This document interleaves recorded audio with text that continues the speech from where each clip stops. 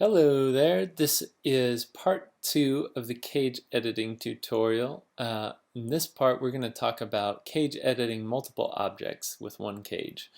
So I've got this elongated bottle form here. This is kind of like a flask form.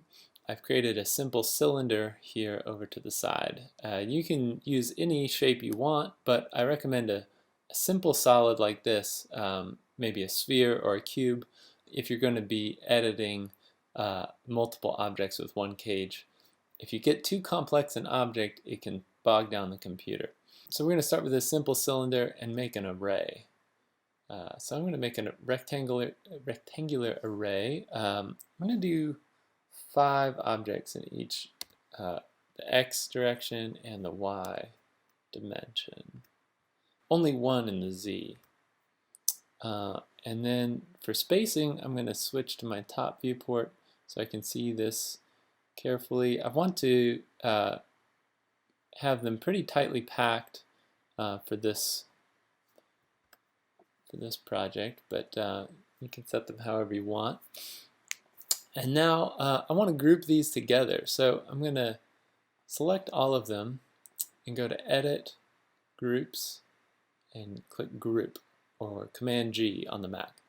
And what that does is allows me to just click on one of the items and they all are selected at the same time. So that just speeds things up and makes it easy to stay organized. Now I'm going to go into the cage edit. So I'm going to transform, cage editing, create a cage. I'm going to go in the top viewport so I can carefully place this, and then switch to the front viewport so I get it high enough. And 4 control points in each of the dimensions is plenty for what I'm doing. And I want to adjust that cage just to make sure that everything's fully contained inside of it. Okay, now I'll go back to transform, cage edit, and now I'm going to select captive objects. Since they're, well, the grouping doesn't apply inside of this command, so I'll just drag a box around it, hit enter, and then select the control box, the control object. And I'm going to edit globally. So now my control points are on. I can move to the perspective viewport, and now I can make some changes. So this is kind of fun because you can just freeform edit these points on the cage, and you can see that they actually affect all of the objects inside of it at the same time. So you can make this whole distorted field of cylinders. And of course you can select whole rows of control points at the same time, and you can use all of the aspects of the gumball, like rotation and stuff as well. So of course you could use the bend or the twist command to do some of the same things, but the cage is just a little more intuitive, I think, and you can do all of these in one command. So once you're satisfied with the kind of complexity of your field here, the question is, what are you going to do with this? Of course, you could use this cage editing to create a finished product all on its own. 3D print this or something. But maybe you just want to use it to create a pattern inside of another form. So that's what I'm going to do here with the flask.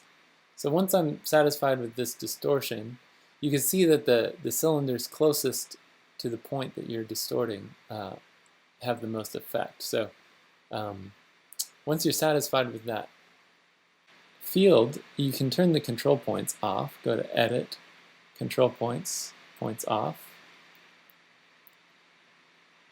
And now we're going to use them as a cutting object to poke some holes in this flask. So I'm going to rotate this 90 degrees to get started, and then I'm going to place it so that it's going to be pierced by these objects. And I find diagonals to be a little more active than just formally thinking, so I'll make some adjustments here. And whenever you're satisfied with the kind of angle that you're getting,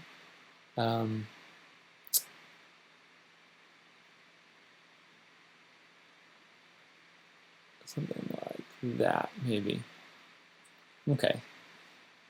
So now I'm going to Boolean difference these objects. So I'm going to go up to solid difference, and I'm going to select the bottle to subtract from, and to subtract with, I'm going to click on one of the cylinders. Since they're grouped, they're all selected at the same time. That makes it easy.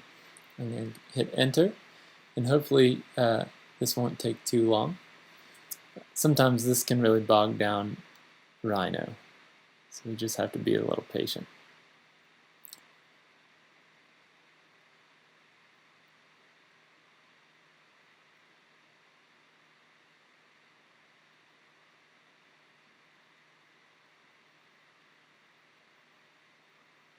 Okay, here we go. Looks like it worked. So now you have this really